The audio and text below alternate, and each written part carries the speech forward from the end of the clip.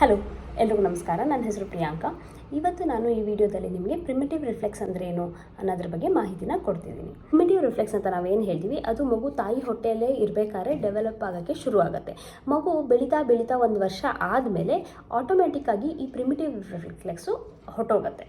ಕೆಲವು ಮಕ್ಕಳಲ್ಲಿ ಈ ಪ್ರಿಮಿಟಿವ್ ರಿಫ್ಲೆಕ್ಸ್ ಅಂತ ನಾವೇನು ಹೇಳ್ತೀವಿ, ಅದು ರಿಟೇನ್ ಆದಾಗ ಬೆಳವಣಿಗೆನ ಹ್ಯಾಂಪರ್ ಮಾಡುತ್ತೆ.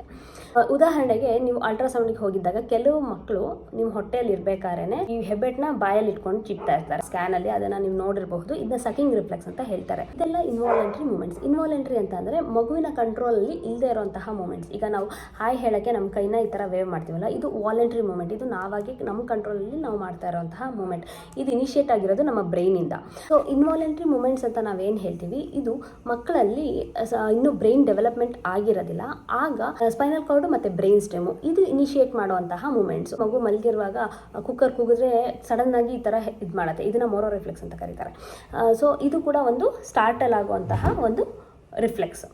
ಮಗು ಬೆಳವಣಿಗೆ ಆಗ್ತಾ ಇದ್ದಂಗೆ 1 ವರ್ಷ ಆಗುವಾಗ ಈ ಪ್ರಿಮಿಟಿವ್ ರಿಫ್ಲೆಕ್ಸ್ ಎಲ್ಲ ಆಟೋಮೆಟಿಕ್ಕಾಗಿ ಹೊರಟೋಗುತ್ತೆ. ಕೆಲವು ಮಕ್ಕಳಲ್ಲಿ ಈ ಪ್ರಿಮಿಟಿವ್ ರಿಫ್ಲೆಕ್ಸಸ್ಸು ರಿಟೇನ್ ಆಗುತ್ತೆ. ಆವಾಗ ಮಕ್ಕಳಲ್ಲಿ ಸ್ಪೀಚ್ ಕ್ಲಾರಿಟಿ ಬರೋದಿಲ್ಲ, ಮೌತಿಂಗು, ಡ್ರೂಲಿಂಗು ಈ ಥರ ಇಶ್ಯೂಸ್ ಇರುತ್ತೆ. ಮತ್ತು ಸೆನ್ಸರಿ ಇಶ್ಯೂಸ್ ಆಗುತ್ತೆ. ADHD, ಆಟಿಸಮ್ ಈ ಥರ ಇಶ್ಯೂಸು ಕಾಣಿಸ್ಕೊಳ್ಳುತ್ತೆ. ಇನ್ನೂ ಸಿಂಪಲ್ ಆಗಿ ನಾನು ನಿಮಗೆ ಪ್ರಿಮಿಟಿವ್ ರಿಫ್ಲೆಕ್ಸ್ ಬಗ್ಗೆ ಹೇಳಬೇಕು ಅಂದರೆ, ಮಗು ಹುಟ್ಟಿದಾಗ ನೀವು ಸುಮ್ಮನೆ ಈ ಥರ ಮಗುದು ಬಾಯಿ ಹತ್ತಿರ ನಿಮ್ಮ ಬೆರಳನ್ನು ಇಟ್ಟರೆ ಮಗು ಅದ್ರ ನಿಪ್ಪಲ್ಲೇನೋ ಅಂತ ಹೇಳಿ ಮಗು ಅದಕ್ಕೆ ಲ್ಯಾಚ್ ಮಾಡ್ಕೊಳ್ಳೋಕ್ಕೆ ಬಾಯಿನ ಓಪನ್ ಮಾಡಿ ಕತ್ತನ್ನು ಈ ಕಡೆಗೆ ಟರ್ನ್ ಮಾಡುತ್ತೆ. ಸ್ಕಿನ್ ಟಚ್ ಆದರೂ ಕೂಡ ಹಾಗೆ ಮಾಡುತ್ತೆ. ಸೊ ಇದನ್ನು ನಾವು ರೂಟಿಂಗ್ ರಿಫ್ಲೆಕ್ಸ್ ಅಂತ ಹೇಳ್ತೀವಿ. ಇದು ಬ್ರೈನ್ ಸ್ಟೆಮ್ ಮತ್ತು ಸ್ಪೈನಲ್ ಕಾರ್ಡಿಂದ ಇನಿಷಿಯೇಟ್ ಆಗಿರುತ್ತೆ ಮತ್ತು ಸೆಂಟ್ರಲ್ ನರ್ವಸ್ ಸಿಸ್ಟಮಿಂದ ಆಗಿರುತ್ತೆ. ಮಗುವಿನ ಬ್ರೈನಲ್ಲಿ ಆ ತಿಳುವಳಿಕೆ ಅಥವಾ ಆ ಡೆವಲಪ್ಮೆಂಟು ಅಷ್ಟಾಗಿ ಆಗಿರೋದಿಲ್ಲ. ಅದೇ ಥರ ಇನ್ನೊಂದು ಉದಾಹರಣೆ ಕೊಡಬೇಕು ಅಂತಂದರೆ ಸಕಿಂಗ್ ರಿಫ್ಲೆಕ್ಸ್ ಅಂತ ಹೇಳ್ತೀವಿ. ಸಕಿಂಗ್ ರಿಫ್ಲೆಕ್ಸಲ್ಲಿ ಮಗು ತಾಯಿ ಹೊಟ್ಟೆಯಲ್ಲೇ ಇರಬೇಕಾದ್ರೆ ಡೆವಲಪ್ ಆಗುವಂತಹ ಒಂದು ಇನ್ಸ್ಟಿಂಕ್ಟು. ಮಗು ಹುಟ್ಟಿದ ಮೇಲೆ ಆಟೋಮೆಟಿಕ್ಕಾಗಿ ಅದು ಹಾಲನ್ನ ಫೀಡ್ ಮಾಡೋಕ್ಕೆ, ಫೀಡಿಂಗ್ ಬಾಟ್ಲಿಂದನೋ ಅಥವಾ ತಾಯಿಯಿಂದನೋ ತೊಗೊಳಕ್ಕೆ ಅದೆಷ್ಟು ಚೆನ್ನಾಗಿ ಹಾಲನ್ನ ಲ್ಯಾಚ್ ಮಾಡಿಕೊಂಡು ಸಕ್ ಮಾಡುತ್ತಲ್ಲ, ಅದು ಕೂಡ ಮಗುವಿನಲ್ಲಿ ಆಲ್ರೆಡಿ ಡೆವಲಪ್ ಆಗಿರುತ್ತೆ.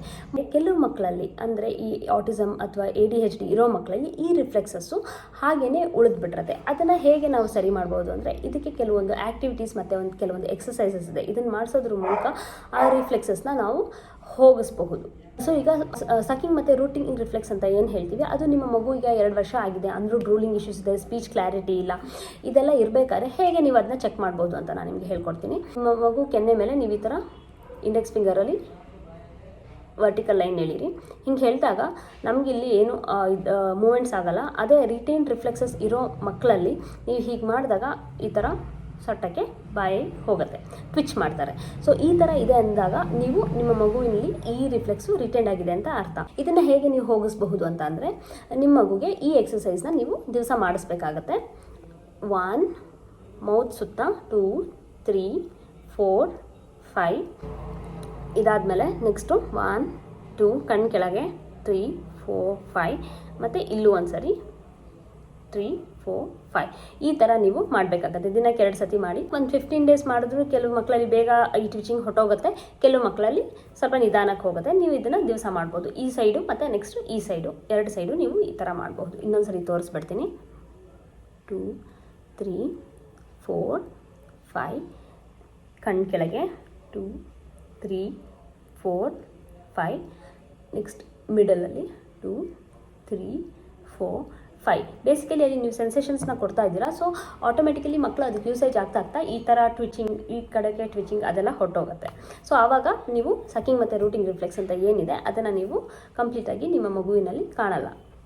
ವೈಟ್ ಬೋರ್ಡ್ ಮೇಲೆ ನಾನು ಎಲ್ಲ ಥರದ ಪ್ರಿಮಿಟಿವ್ ರಿಫ್ಲೆಕ್ಸಸ್ನ ಲಿಸ್ಟ್ ಮಾಡಿದ್ದೀನಿ. ಫಸ್ಟ್ ಒನ್ನು ಸಕಿಂಗ್ ರಿಫ್ಲೆಕ್ಸ್ ಅಂತ. ಇದರಲ್ಲಿ ಮಗು ಫೀಡಿಂಗ್ ಅಂದರೆ ಅದು ತಾಯಿ ಹಾಲು ಕುಡಿತಿರಬಹುದು ಅಥವಾ ಬಾಟಲ್ ಫೀಡಿಂಗ್ ಇರಬಹುದು, ಮತ್ತು ಹೆಬ್ಬೆಟ್ಟನ್ನ ಸಕ್ ಮಾಡೋದಿರಬಹುದು ಅಥವಾ ಉಸಿರಾಡೋದಾದರೂ ಇರಬಹುದು. ಇವೆಲ್ಲ ಸಕಿಂಗ್ ರಿಫ್ಲೆಕ್ಸ್ ಅಂಡರ್ ಬರುತ್ತೆ. ಮಗು 4 ತಿಂಗಳಾಗೋ ಅಷ್ಟೊತ್ತಿಗೆ ಈ ರಿಫ್ಲೆಕ್ಸಸ್ ಎಲ್ಲ ಆಟೋಮೆಟಿಕಲಿ ಡಿಸಾಲ್ವ್ ಆಗಿಬಿಡುತ್ತೆ. ಸೆಕೆಂಡ್ ಒನ್ ರೂಟಿಂಗ್ ರಿಫ್ಲೆಕ್ಸ್ ಅಂತ. ರೂಟಿಂಗ್ ರಿಫ್ಲೆಕ್ಸಲ್ಲಿ ನಾವು ಮಗುದು ಕೆನ್ನೆನ ಸ್ಟ್ರೋಕ್ ಅಥವಾ ಹೀಗೆ ಸವರಿದಾಗ ಮಗು ಆ ದಿಕ್ಕಿನಲ್ಲಿ ತನ್ನ ಹೆಡ್ನ ಟರ್ನ್ ಮಾಡುತ್ತೆ. ಇದನ್ನ ರೂಟಿಂಗ್ ರಿಫ್ಲೆಕ್ಸ್ ಅಂತ ಕರೀತಾರೆ. ಇದು ಕೂಡ 4 ತಿಂಗಳಷ್ಟೊತ್ತಿಗೆ ಡಿಸಾಲ್ವ್ ಆಗುತ್ತೆ. 3ನೇದು ಬಂದು ಮೋರೋ ರಿಫ್ಲೆಕ್ಸ್. ನಾನು ಆಗಲೇ ಹೇಳ್ದಂಗೆ ಸಡನ್ ಶಬ್ದಗಳಿಗೆಲ್ಲ ಮಕ್ಕಳು ಹೆದರ್ಕೊಳ್ಳೋ ಥರ ಬೆಚ್ಚಿ ಬೀಳೋದು, ಇದನ್ನ ಮೋರೋ ರಿಫ್ಲೆಕ್ಸ್ ಅಥವಾ ಸ್ಟಾರ್ಟಲ್ ರಿಫ್ಲೆಕ್ಸ್ ಅಂತ ಅಂತಾರೆ. ಇದು 2 ತಿಂಗಳಿಂದ 6 ತಿಂಗಳವರೆಗೆ ಇದ್ದು ಆಮೇಲೆ ಡಿಸಾಲ್ವ್ ಆಗಿಬಿಡತ್ತೆ. ಆಟಿಸಮ್, ADHD ಅಥವಾ ಸೆರೆಬ್ರಲ್ ಪಾಲ್ಸಿ ಮಕ್ಕಳಲ್ಲಿ ಇದು 1 ವರ್ಷ ಆದ್ಮೇಲೂ ನಾವು ನೋಡಬಹುದು ಈ ರಿಫ್ಲೆಕ್ಸ್ನ. ನೆಕ್ಸ್ಟ್ ರಿಫ್ಲೆಕ್ಸ್ ಬಂದು ಪಾಮರ್ ಗ್ರಾಸ್ಪ್ ರಿಫ್ಲೆಕ್ಸ್ ಅಂತ. ನಿಮ್ಮ ಬೆರಳನ್ನ ಆಗ್ತಾನೆ ಹುಟ್ಟಿರೋ ಮಗುವಿನ ಕೈಯಲ್ಲಿ ಇಟ್ಟಾಗ ಮಗು ತನ್ನ ಕೈನ ಫೋಲ್ಡ್ ಮಾಡುತ್ತೆ. ಅಂದ್ರೆ ಆ ಆಬ್ಜೆಕ್ಟ್ ಏನೇ ಇಟ್ಟಿರೋ ನೀವು ಮಗು ಕೈಯಲ್ಲಿ ಅದನ್ನ ಅದು ಗ್ರಾಸ್ಪ್ ಮಾಡ್ಕೊಳ್ಳೋಕೆ ಪ್ರಯತ್ನ ಪಡುತ್ತೆ. ಇದನ್ನ ಫಿಂಗರ್ ಹೋಲ್ಡಿಂಗ್ ಅಂತಾನು ಕರೀತಾರೆ. ನೆಕ್ಸ್ಟ್ ರಿಫ್ಲೆಕ್ಸ್ ಸ್ಟೆಪ್ಪಿಂಗ್ ರಿಫ್ಲೆಕ್ಸ್ ಅಂತ. ನೀವು 2 ತಿಂಗಳ ಮಗುನ ನಿಲ್ಸೋ ಪೊಸಿಷನ್ ಅಂದ್ರೆ ವಾಕಿಂಗ್ ಪೊಸಿಷನ್ ಅಲ್ಲಿ ಕಂಕಳ ಕೆಳಗಡೆ ನಿಮ್ಮ 2 ಕೈಗಳನ್ನ ಹಾಕಿ ಮಗುನ ಹಿಡ್ಕೊಂಡು ನಿಲ್ಲಿಸಿದಾಗ ಅದು ಒಂದ್ ಕಾಲ್ ಮುಂದೆ ಹಾಕಿ ಇನ್ನೊಂದ್ ಕಾಲ್ನ ಹಿಂದೆ ಆಟೋಮೆಟಿಕ್ ಆಗಿ ಇಟ್ಟು ವಾಕಿಂಗ್ ಪೊಸಿಷನ್ ನ ತೋರಿಸುತ್ತೆ. ಸೊ ಇದನ್ನ ಸ್ಟೆಪ್ಪಿಂಗ್ ರಿಫ್ಲೆಕ್ಸ್ ಅಂತ ಕರೀತಾರೆ. ಇದು 2 ತಿಂಗಳ ಮೇಲ್ಪಟ್ಟ ಮಕ್ಕಳಲ್ಲಿ ಕಾಣಿಸ್ಕೊಳ್ಳುತ್ತೆ. ಮತ್ತೆ 1 ವರ್ಷ ಅಷ್ಟೊತ್ತಿಗೆ ಅದು ವಾಕ್ ಮಾಡ್ತಾ ಇದ್ದಂಗೆ ಈ ಕಂಟ್ರೋಲ್ ನ ಬ್ರೈನ್ ತಗೊಳುತ್ತೆ. Next reflex tonic neck reflex ಅಂತ. ಇದರಲ್ಲಿ ನೀವು ಮಗು ಹೆಡ್ ನ ಎಡಗಡೆ ಟರ್ನ್ ಮಾಡಿದ್ರೆ ಎಡಗಡೆ ಕೈ ಕೂಡ ಅದೇ ಕಡೆಗೆ ಸ್ಟ್ರೆಚ್ ಆಗುತ್ತೆ. ಮತ್ತೆ ಬಲಗಡೆದು ಏನ್ ಕೈ ಇದೆ ಎಲ್ಬೋ ಹತ್ರ ಬೆಂಡ್ ಆಗುತ್ತೆ. ಈ ರಿಫ್ಲೆಕ್ಸ್ 7 ತಿಂಗಳ ಮೇಲೆ ಮಕ್ಕಳಲ್ಲಿ ಅಂದ್ರೆ ನ್ಯೂರೋಟಿಪಿಕಲ್ ಮಕ್ಕಳಲ್ಲಿ ಕಾಣಿಸ್ಕೊಳ್ಳಲ್ಲ. Next reflex spinal galant reflex ಅಂತ.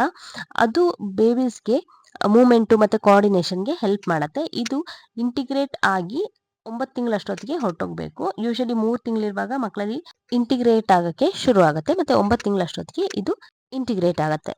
ಇದರಲ್ಲಿ ನಾವು ಮಕ್ಕಳದ್ದು ಬ್ಯಾಕ್ ನ ಸ್ಟ್ರೋಕ್ ಮಾಡಿದಾಗ ಅವ್ರದ್ದು ಹಿಪ್ ನ ಪಿಚ್ ಮಾಡ್ತಾರೆ. ಕಚ್ಚುಗುಳಿ ಕೊಟ್ಟಾಗ ಹೇಗೆ ನಾವು ರಿಯಾಕ್ಟ್ ಮಾಡ್ತೀವಿ ಅದೇ ತರ ಹಿಪ್ ನ ಅವರು ಬೆಂಡ್ ಮಾಡ್ತಾರೆ. ಈ ತರ ಹಿಪ್ ಟ್ವಿಚಿಂಗ್ ಇದೆ ಅಂತ ಆದ್ರೆ ನಿಮ್ಮ ಮಕ್ಕಳಲ್ಲಿ ಸ್ಪೈನಲ್ ಗ್ಯಾಲೆಂಟ್ ರಿಫ್ಲೆಕ್ಸ್ ರಿಟೈನ್ ಆಗಿದೆ ಮತ್ತೆ ಇಂಟಿಗ್ರೇಟ್ ಆಗಿಲ್ಲ ಅಂತ.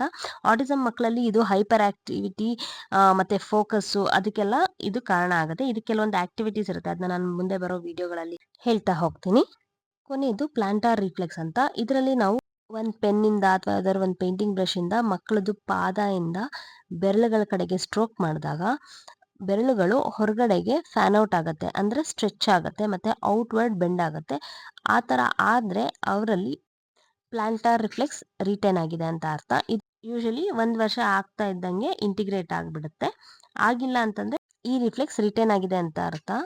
ಈ ರಿಫ್ಲೆಕ್ಸ್ ಇಂಟಿಗ್ರೇಟ್ ಆಗೋದ್ರಿಂದ ಮಕ್ಕಳು ಸ್ಟೇಬಲ್ ಆಗಿ ಬ್ಯಾಲೆನ್ಸ್ ಮಾಡಿಕೊಂಡು ಹೆಜ್ಜೆ ಇಡಕ್ಕೆ ಹೆಲ್ಪ್ ಮಾಡುತ್ತೆ.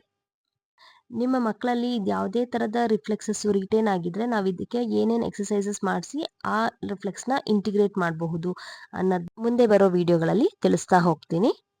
ಇಲ್ಲಿಗೆ ಈ ವಿಡಿಯೋನ ಮುಕ್ತಾಯಗೊಳಿಸ್ತಾ ಇದ್ದೀನಿ. ನಿಮಗೆ ಪ್ರಿಮಿಟಿವ್ ರಿಫ್ಲೆಕ್ಸ್ ಬಗ್ಗೆ ಸಾಕಷ್ಟು ಮಾಹಿತಿನ ನಾನು ಕೊಟ್ಟಿದ್ದೀನಿ ಅಂತ ಅನ್ಕೋತಾ ಇದ್ದೀನಿ. ನಿಮ್ಗೆ ಏನಾದರೂ ಡೌಟ್ಸ್ ಇದ್ದಲ್ಲಿ ಕೆಳಗಡೆ ಕಮೆಂಟ್ ಸೆಕ್ಷನಲ್ಲಿ ತಿಳಿಸಿ. ನಮಸ್ಕಾರ.